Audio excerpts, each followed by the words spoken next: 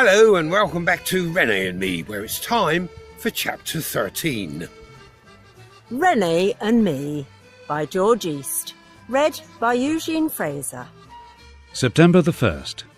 We have driven home through the night and go straight to René's caravan. He tells us that our friend had been at the Patton Orchard to take delivery of the memorial boulder and was waiting at the entry to the D900 when a lorry went out of control. The driver suffered a heart attack, and Jean had no chance to take avoiding action. It is said that the lorry driver may be a relative of the Chevaliers. The impact was on John's side of the car, and he must have died instantly. Miraculously, Solange is hardly injured, except in her mind. René offers us a drink, but we say no and go and sit by the big pond to talk. I can't help thinking that John was at the junction at that exact moment because of a chain of events I had set in motion. If I'd not made inquiries about the Patton stone, he wouldn't even have been there. If I'd been there for the delivery, we may have talked for a few vital extra moments, or he may have shown me round the orchard, or I may have persuaded him to come to the Bar Ghislaine for a drink, which would have meant us turning out of the orchard in the opposite direction from the main road. Whatever happened, he wouldn't have been sitting patiently at the junction when the lorry appeared around the bend. My wife doesn't try to reason with me and knows it's best to leave me with my thoughts. I spend the night looking at the water and remembering Jean le Chevalier. September the 5th. The single bell at the church in Neau has been tolling slowly all morning. It sounds completely different from its relaxed Sunday tone, or the nagging insistence with which it calls workers in the fields to attend the evening Angelus. We walk towards the village centre and join a gathering stream of people, all wearing their church clothes. I have no black tie, but my wife has made an armband from an old pair of charcoal grey trousers and sewn it to my jacket. It's the first time she has worn a hat since her father's funeral. We pass the field where our mayor opened the village fete so recently, and I see that the water bowser and fairy lights are still there.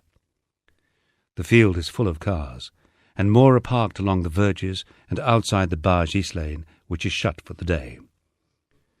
A gendarme in full dress uniform is directing traffic to an overflow parking field beyond the church, and 2 policemen on motorcycles sit at either side of the broken gate. They've taken their helmets and sunglasses off, and are almost respectfully ushering the steady flow of vehicles inside. Already there are at least twice as many people in Neau as live here. Although the ceremony is not due to start for more than an hour, the church is full. A large crowd is gathered around the main entrance where the mobile DJ has set up his loudspeakers to relay the words of the service. There are some familiar faces, but also many strangers, some in military and civil uniforms of very high rank. A row of benches has been placed by the open graveside and are already filled with older members of the commune, who sit silently looking at the neatly kept rows of marble slabs bearing the names of their friends and relations. More cars continue to arrive in the narrow lanes than the village has ever seen or will likely see again, and Neau has its first traffic jam. The gendarme panics and puts a whistle to his mouth, but a very senior officer in a képi festooned with gold braid hurries to stop him and take personal command of the situation as the dignitaries arrive. We had known that John was well respected in the area, and it seems that other mayors, high-ranking Manche officials, and important figures from all across the department have come to pay their personal tribute. While we wait in the crowded cemetery, men in uniform and wearing extravagant emblems and regalia of office move swiftly amongst the gravestones, nodding here, exchanging a few words there, and shaking hands with everyone within reach. Next to where we stand in the shadow of the church tower, a senior army officer pauses to pump the hand of a surprised and embarrassed chauffeur with a uniform even more splendid than his own. There's a murmur from the crowd, and we see a procession making its way slowly along the middle of the lane from the distant parking field. At its head, young children carry huge bouquets and arrangements of flowers bigger than themselves. And at its heart is Solange. She is supported on either side by Mr. Jean and her only son, and she is totally distraught. The mass of people silently parts to make way, and she is gently led through the doors and into the dark interior of the church. Overhead, the bell falls silent, and a single crow flutters back to its roost. The service begins, and the people around the door press forward as if to show that they would join the congregation if there were room. For 2 hours we stand stiffly in the hot sun, listening to the words and music coming from inside the church and echoing harshly from the loudspeakers on either side of the porchway. None of those outside join in the hymns or responses made by the unseen congregation, but most make the sign of the cross across their breasts at what must be the appropriate moments.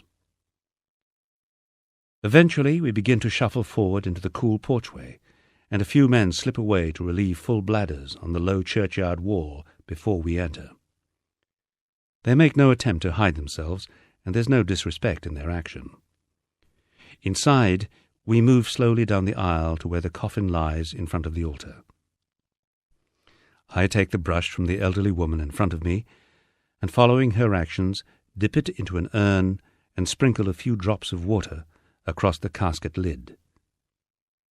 I've not been to a French funeral before, and didn't know what to expect. I'm disappointed that the coffin is closed, and I will not see my friend's face for the last time. As I hand the brush to my wife, I see Solange leaning heavily on Mr. Jean's arm. Our eyes meet, but she does not see me. Outside the church, and unsure what to do next, we stand and nod self-consciously to friends and neighbours. There's little conversation and no tears, but their faces show that they know what we have lost. The interment is over, and we walk home with Christian, his wife, and her mother, who tells us she was christened at the church and will soon make her last visit there. She is nearly 90, and it is more than 3 miles to the family home beyond the crossroads. Perhaps, she says, it would have been easier to stay at the church and wait her time. September the 10th. It's raining softly as I walk through the gates and stand at the foot of my friend's grave. The flowers are still fresh and completely cover the marble slab. There is a photograph of John on the headstone, showing him as he was earlier this year, and always will be in our memories. I make myself comfortable and begin to tell him all the news about the village and how his fields at La Pousse are in good form as the summer prepares to leave us. September the 14th. The top fields at La Pousse seem strangely shabby and untended when I take my morning stroll. Even though John was due to retire, he would still stop by nearly every day to see that all was in order, and already had started mending a hole in the hedgerow made by a truck careering off the road. I have decided to leave it as it is, and René says it will soon grow over anyway.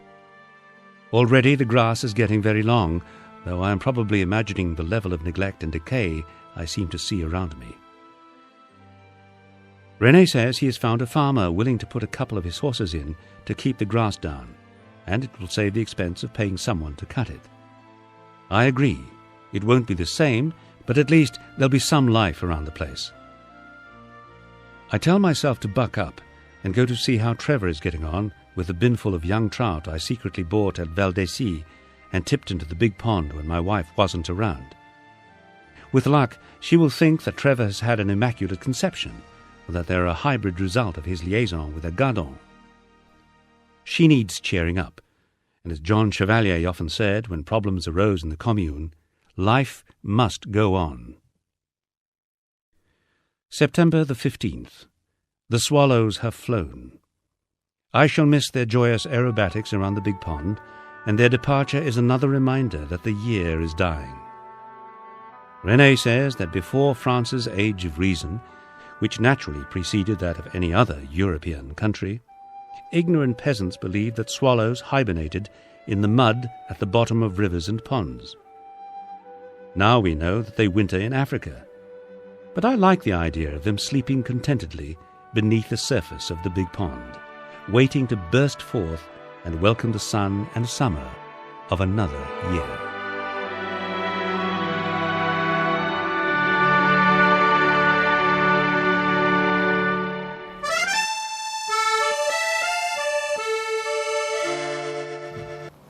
Well, I hope you enjoyed that chapter of René and Me, and that you join us again for the next one.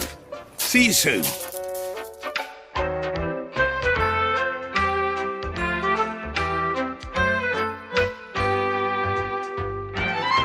René and Me. Written by George East and read by Eugene Fraser.